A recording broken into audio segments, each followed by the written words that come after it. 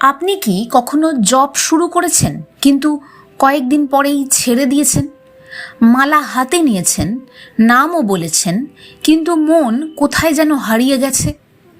তাহলে প্রশ্ন হলো, জব কি শুধু শব্দ উচ্চারণ, নাকি এর ভেতরে আছে গভীর কোনো রহস্য? ঠাকুর শ্রী রামকৃষ্ণ পরমহংসদেব বলেছিলেন, জপের চেয়ে ধ্যান বড়। কিন্তু জপই সেই দরজা যা খুলে দেয় ধ্যানের পথ।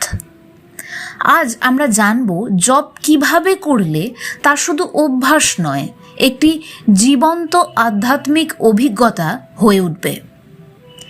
জপ আসলে কি? জপ মানে শুধু নাম বলা নয়, জপ মানে নামকে হৃদয়ের সঙ্গে যুক্ত করা। যখন আপনি নাম উচ্চারণ করেন তখন সেই নামের মাধ্যমে আপনি ঈশ্বরের সঙ্গে সংযোগ স্থাপন করছেন। একটি ছোট্ট গল্প। একজন ভক্ত প্রতিদিন মালা নিয়ে বসতেন। তিনি জপ করতেন, কিন্তু মন সব সময় ছুটে যেত অন্যদিকে। একদিন তিনি দুঃখ করে বললেন, আমার জপে মন বসে না। তখন একজন সাধু বললেন, তুমি নাম করছো কিন্তু নামকে ডাকছো না। এই কথাটাই জপের মূল রহস্য। জপের প্রথম এবং সবচেয়ে গুরুত্বপূর্ণ বিষয় হচ্ছে নিয়মানুবর্তিতা, নিয়মিত হওয়া। প্রতিদিন একই সময় অল্প হলেও জপ করুন, সকালে বা রাতে। একটি নির্দিষ্ট সময় ঠিক করুন। দ্বিতীয় ধাপ হচ্ছে নির্দিষ্ট স্থান। একই জায়গায় জপ করলে মন দ্রুত স্থির হয়। একটি ছোট কোণ, একটি আসন, এই জায়গাটি ধীরে ধীরে আধ্যাত্মিক শক্তিতে ভরে ওঠে। জপের দ্বিতীয় ধাপ হচ্ছে মন্ত্র বা নাম। আপনার গুরু প্রদত্ত মন্ত্র অথবা ঈশ্বরের যে নাম আপনার কাছে প্রিয়, সেটাই জপ করুন। মন্ত্র শুধু শব্দ নয়, এটা শক্তি, শব্দ ব্রহ্ম। মনে রাখবেন উপনিষদের এই বাক্য। জপের পদ্ধতি নিয়ে আলোচনা করি একটু। জপ মূলত 3 ভাবে করা যায়: মুখে উচ্চারণ করে, মনে মনে এবং নিঃশব্দে অনুভব করে। ধীরে ধীরে বাহ্যিক জপ থেকে মানসিক জপে যেতে হবে। মন যদি ছুটে চলে যায়, এটাই সবচেয়ে বড় সমস্যা, কিন্তু এটাই মনের ধরন। আপনার মন যে সুস্থ, তার এই আচরণেই সেটা প্রমাণিত হয়। জপ করতে বসলে মন চলে যায়, মন খুব দুরন্ত, মন খুব চঞ্চল, তার মানে মন খুব অ্যাক্টিভ। মনের মধ্যে অনেক শক্তি আছে। এই শক্তিকে বুদ্ধি করে কাজে লাগাতে হয়। কাজে, চিন্তায়, ভবিষ্যতে মন ছুটে বেড়ায়। এটা মনের স্বাভাবিক ধরন। কিন্তু কি করবেন তখন? মন চলে গেলে আবার নামের দিকেই তাকে ফিরিয়ে আনবেন। যতবার চলে যাবে ততবার তাকে ফিরিয়ে আনতে হবে। এই পদ্ধতিটায় রেগে গেলে বা বিরক্ত হলে চলবে না। প্রথমে এটা গ্রহণ করতে হবে যে অন্য একটি বিষয়ের দিকে চলে যাওয়া মনের স্বাভাবিক ধরন। এবার সেই মনকে আপনি স্থির হওয়ার অভ্যেস করাচ্ছেন। ধরুন আপনার বয়স 30 বছর। 30টা বছর ধরে এই মন লাগাম ছাড়া অবস্থাতেই ছিল। 30 বছর ধরে সে ট্রেনিং প্রাপ্ত হয়েছে আপনার অজান্তেই যে সবসময় চঞ্চল থাকতে হয়। তাকে কেউ কোনো দিন এই প্রশিক্ষণটাই দেয়নি যে মন তোমাকে স্থির থাকতে হবে। ঠিক এই পদ্ধতি অবলম্বন করলে তুমি স্থির থাকতে পারবে।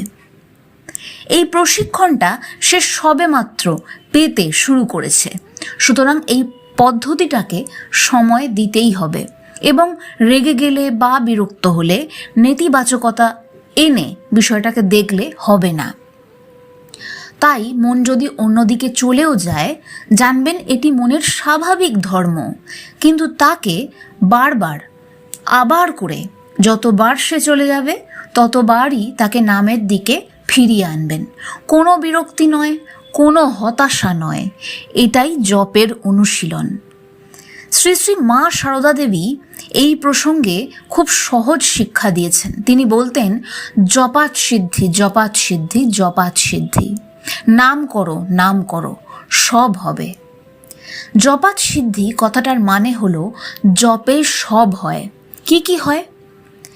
প্রথমত, আপনি যদি কোনো একটি নামকে ধীরে সুস্থে মনোযোগ সহকারে করতে থাকেন এবং সেটিকে এত সুন্দরভাবে অভ্যাসে যুক্ত করে নেন, আস্তে আস্তে আপনি দেখবেন আপনার মন শান্ত হচ্ছে, স্থির হচ্ছে। তার ফলে বাস্তবিক জীবনে আপনার সিদ্ধান্ত নিতে, কাজকর্ম করতে অনেক বেশি সুবিধা হবে।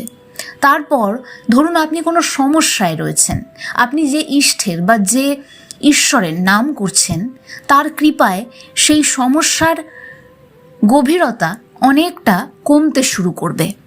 এই সব হবে, মা যে বলেছেন নাম করো, নাম করো, সব হবে। এই সব হবে কথার মধ্যে অসীম শক্তি লুকিয়ে আছে। যে নামই করুন, মনে রাখবেন সেই অসীম শক্তির আধারকে আপনি সেই নামের মধ্যে দিয়ে ডাকছেন। কাজেই আপনার সেই জপে যে শব্দ আপনি উচ্চারণ করছেন, সে আপনি জোরেই করুন বা মানসিকভাবেই করুন, আপনার সেই জপের মধ্যে যেন সেই আবেদন থাকে যে আপনি তাকে ডাকছেন। সেইভাবেই নামটা উচ্চারণ করতে হবে এবং মনকে বারংবার ফিরিয়ে এনে সেই নামে স্থির করতে হবে। গীতার দৃষ্টিভঙ্গি কি বলছে? যে ব্যক্তি নিয়মিতভাবে ঈশ্বরকে স্মরণ করে তার মন ধীরে ধীরে ঈশ্বরের সঙ্গে যুক্ত হয়। জপকে জীবনের অংশ করে ফেলতে হবে। আপনি নিয়ম মেনে দিনে একবার অথবা দুবার জপ তো করবেনই, করার তো চেষ্টা করবেনই, কারণ এতে জপ আপনার জীবনের একটা রিচুয়াল হিসেবে তৈরি হচ্ছে। আর আমাদের জীবন, অনেক মানুষেরই মানসিকতা এই রিচুয়াল জিনিসটাকে খুব সহজে গ্রহণ করতে পারে। কিন্তু জপ শুধুমাত্র বসে বসে করবেন না, চলতে চলতে, কাজ করতে করতে, ফাঁকে ফাঁকে নাম স্মরণ করা যায়, এইটাও দরকার। 24টা ঘন্টার মধ্যে শুধুমাত্র 5টা মিনিট বা 10টা মিনিট নিয়মানুবর্তিতার সঙ্গে আপনি ঈশ্বরকে ডাকবেন আর আপনার মন অত্যন্ত স্থির হয়ে যাবে, খুব শান্ত হয়ে যাবে। এটা তো হয় না, কারণ বাকি 24টা ঘন্টার বেশিটা সময়ই সে তো দুরন্তভাবে এদিক ওদিক ছুটছে, বিভিন্ন ধরনের নেতিবাচক কথার সংস্পর্শে আসছে, নেতিবাচক সঙ্গের মধ্যে পড়ছে। কাজেই পরিশোধন সবসময় দরকার। চলতে চলতে, কাজ করতে করতে, ফাঁকে ফাঁকে যখনই সুযোগ পাবেন আপনার মনকে সেই নামে এনে স্থির করুন, নাম করুন, বা যে মন্ত্র আপনি পেয়েছেন সেই মন্ত্রকে স্মরণ করুন। এটি করা যায়, এটাকে মানস জপ বলে। প্রথমে মনে হবে কিছুই হচ্ছে না, কিন্তু ধীরে ধীরে মন শান্ত হবে, চিন্তা পরিষ্কার হবে, ভিতরে শক্তি আসবে। আরও একটা কথা, আমাদেরকে গীতা বলছে যে ফলের দিকে বেশি নজর দিলে কাজের দক্ষতা কমে যায়, কাজের প্রতি মনোযোগ কমে যায়। সুতরাং তাকাবেন না কি হচ্ছে কি হচ্ছে না, দরকার নেই দেখার। আপনি শান্ত মনে জপ করবেন। এই জপই যখন গভীর হয় তখনই তা ধ্যানের রূপ নেয়। ধ্যান আসলে কি?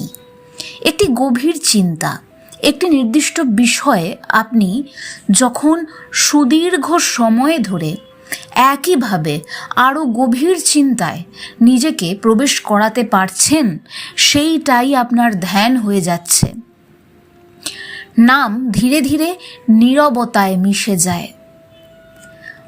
অনেকেই ভাবেন বেশি সংখ্যায় জপ করলেই হবে, কিন্তু আসল বিষয় গভীরতা। কম জপ হলেও মন দিয়ে করলে তার প্রভাব বেশি। সবশেষে এটাই মনে রাখবার মতো বিষয়, জপ কোনো মেকানিক্যাল কাজ নয়, এটা একটা জীবন্ত সম্পর্ক। নাম এবং নামের মধ্যে একটি সেতু তৈরি হচ্ছে। মনে রাখবেন, এই সেতুর মধ্যে দিয়ে আপনি সেই সর্বশক্তিমানের সঙ্গে একটি সম্পর্ক তৈরি করছেন। আজ থেকেই শুরু করুন, অল্প হলেও নিয়মিত। মন না থাকলেও চেষ্টা করুন, কারণ একদিন এই নামই আপনাকে টেনে নিয়ে যাবে ঈশ্বরের কাছে। যদি সত্যি আপনি জপ শুরু করতে চান, আজ থেকেই 5 মিনিট সময় দিন। কমেন্টে লিখুন, আমি আজ থেকেই জপ শুরু করছি। এবং এই ভিডিওটি শেয়ার করুন যাতে আরও কেউ এই পথ পেতে পারে, তাদের জপ ধ্যানের আধ্যাত্মিক যাত্রা শুরু করতে পারে। জয় ঠাকুর, জয় মা শারদা, রাম ও কৃষ্ণ শরণম। দেখা হচ্ছে আবার আগামী ভিডিওতে।